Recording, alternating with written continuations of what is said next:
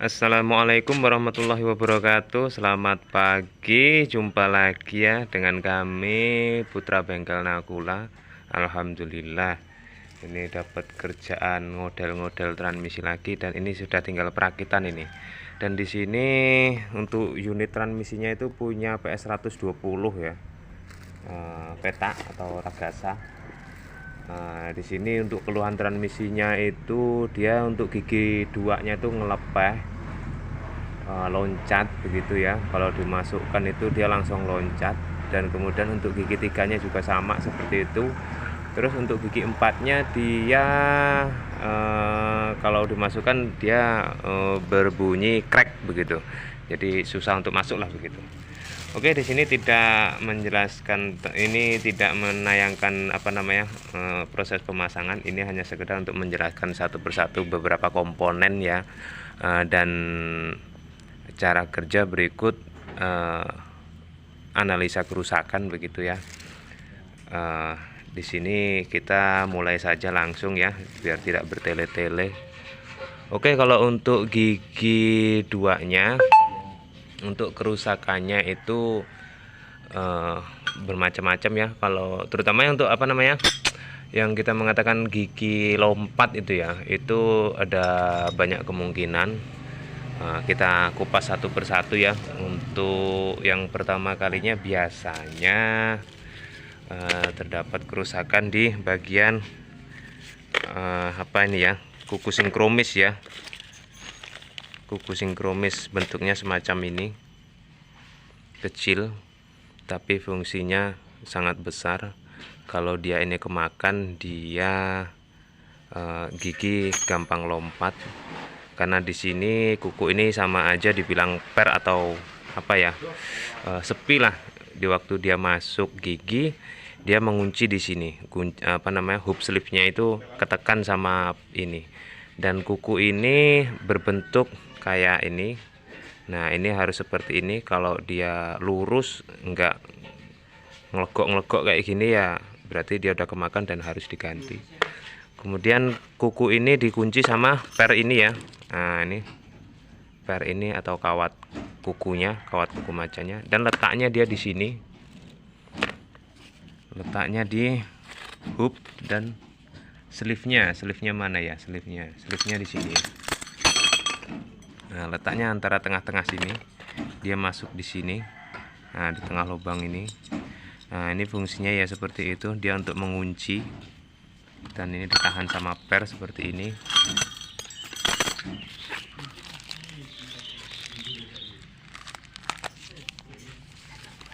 Aduh, kok susah ya. Oke, maklum kalau ini kita videonya sendiri ya, tidak ada temennya. Nah, ini untuk kukunya jumlahnya 3, 1, 2, dan 3. Ini kita pasang satu aja buat contoh doang. Nah, ini letaknya di sini. Ini dipaskan aja, untuk posisi lubangnya harus pas ya. Kalau nggak pas lubangnya dia nggak masuk. Anggaplah seperti ini ya. Nah, seperti itu. Kemudian ini kuku 1, 2, 3 ini kepasang semua di lubang-lubangnya, kemudian dikunci sama ini. Nah, seperti inilah kira-kira. Nah, ini fungsinya untuk menahan sleeve ini atau gigi timbo ini. Di waktu dia masuk ke sini, ke gigi ini, klek gitu, dia menahan kan begitu ya. Ketahan sama ini gitu.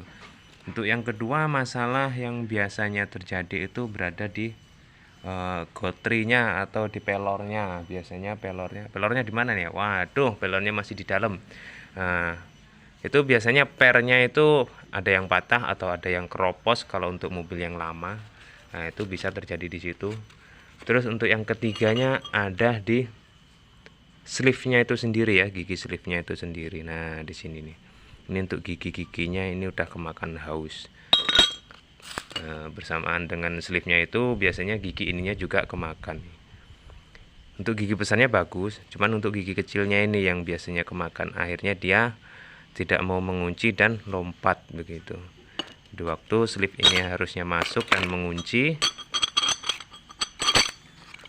tapi karena gigi-giginya udah aus kemakan, dianya nggak menahan dan kemudian lompat seperti ini.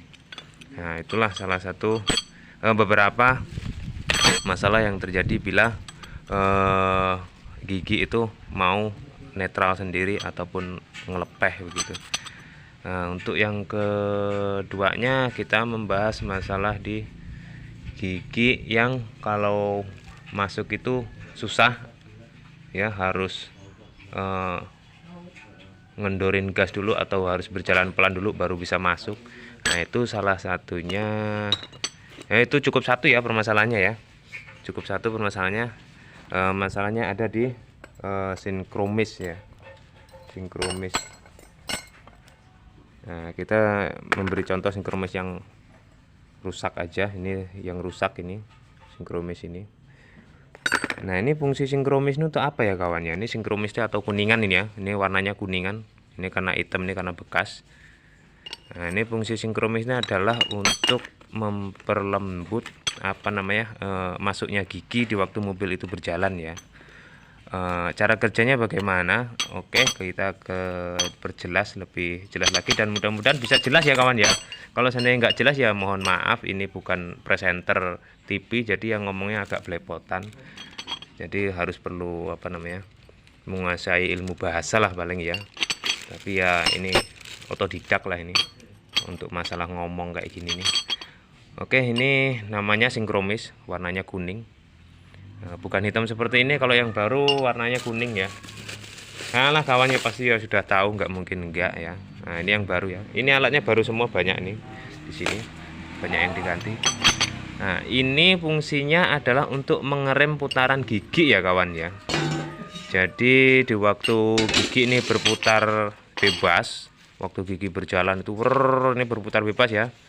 Nah, otomatis di waktu mau memasukkan gigi, dia harus disinkronkan dengan sleeve-nya ini ya kawan ya. Nah, ini kalau seandainya nggak ada sinkronnya antara gigi ini dengan gigi sleeve-nya ini, kalau nggak ada sinkronnya, perputarannya nggak ada sinkronnya, dia akan berbunyi crack.